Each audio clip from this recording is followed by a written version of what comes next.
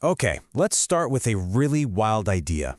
What if the world you experience, everything you see, hear, and feel, is actually just a giant projection? Not just like you're watching a movie, but you're living inside of it. Sounds a little out there, right? Well, according to an ancient and, honestly, incredibly sophisticated psychological model, that is exactly what's happening. So you gotta ask, right? If our reality is a projection, then where's the projector? Is it some force out there in the universe, pulling all the strings? Well, this ancient model gives a really direct and frankly kind of revolutionary answer to that. It turns out the projector isn't outside of you at all. It's actually a part of your own consciousness, your own internal operating system. This school of thought, Yogacara, it gives us this stunningly detailed map of our inner machinery, explaining how our minds literally construct reality from the ground up. So, let's pop the hood and take a look at the components of this incredible machine. How does this thing actually work? Because according to this model, we're not just dealing with one single mind, but a really layered, complex system. Multiple parts all working together. This model actually divides our consciousness into 8 distinct layers. Now, the first 5 are pretty much what you'd expect. Our senses, sight, hearing, smell, taste, touch. They're like the raw data receivers. But the real magic, the actual projection, that happens in 3 deeper, much more fundamental layers of the mind. Let's start at the very deepest level, the 8th consciousness, called the alaya. The best way to think of this is like a massive biological cloud drive, or maybe the source code library for your life. Every single thing you've ever done, thought, or felt is saved here as a tiny little data packet, a seed. Nothing ever gets lost. It is all stored right here in this foundational database. Okay, next up is the 7th consciousness, the manas. And this is where things get, well, personal. The manas is like this relentless filter that looks at the endless stream of data flowing from the alaya and just stamps it with one single label, me. This is the part that creates the illusion of a solid, separate self. It turns neutral data into my problem, my success, my enemy, and it never ever rests. It's constantly creating our sense of ego. And finally, we get to the 6th consciousness.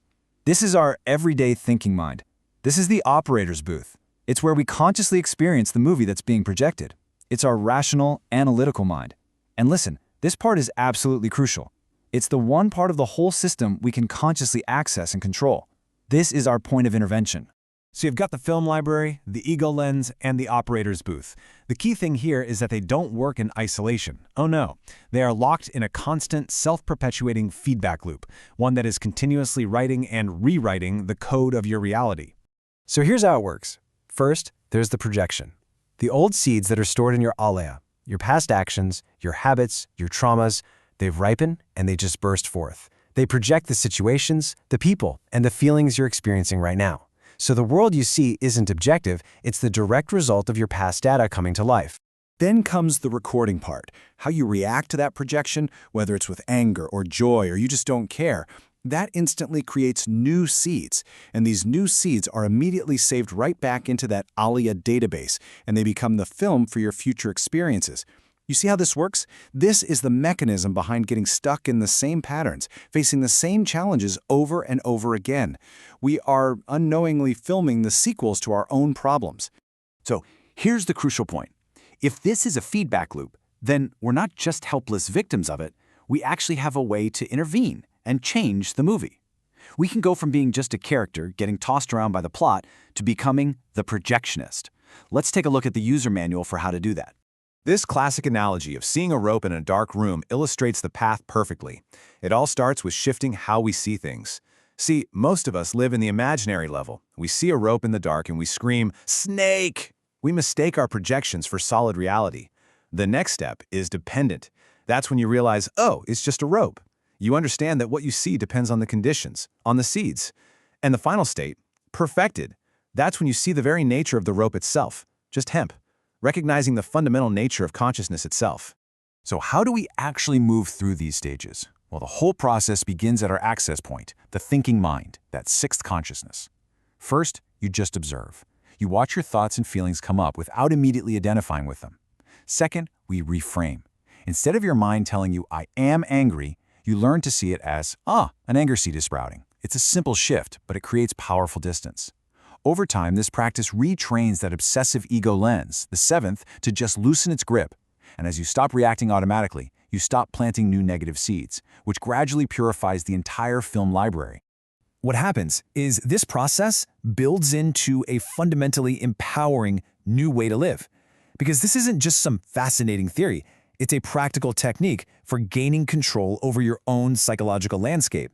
Just look at this concrete example. You're in automatic mode, an angry thought pops up, and you instantly become it. I am angry. You react, maybe you lash out, and boom, you've just planted another anger seed for the future. Now contrast that with projectionist mode. The same angry thought comes up, but you observe it. You see it as data, not as your identity. You don't have to get swept away. You can let that energy pass, and in that moment, you've broken the cycle. And this quote just gets to the very heart of it. Real change isn't about trying to manipulate the external world, trying to change the image on the screen. It's about turning inward and editing the film itself. The power is, and it always has been, inside your own system. So the ultimate takeaway from this ancient psychological map is one of profound freedom. It's telling us that we are not slaves to circumstance. If our world is projected from our consciousness, then that means we are the designers of our own destiny. We aren't just living in the world, we are actively generating it moment by moment. And that is the power this model hands to you. You are the sole projectionist in the cinema of your life. So the only question that's left is, knowing all this, what kind of movie are you going to choose to create next?